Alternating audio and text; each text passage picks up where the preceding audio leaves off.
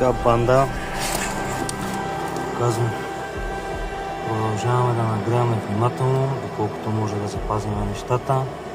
Навиваме гайчицата и после слагаме един чук върху гайката с това болчето, където е на тол носаче, да го кажем. И ще чукнем няколко пъти.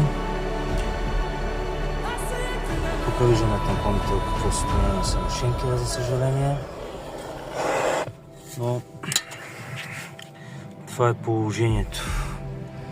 Ето амортисьорът той е раздул, добре, че нямаме нещо пребано. Лагер и тоталка. Ще видим кой какво ще и как ще е. Галетки трябват.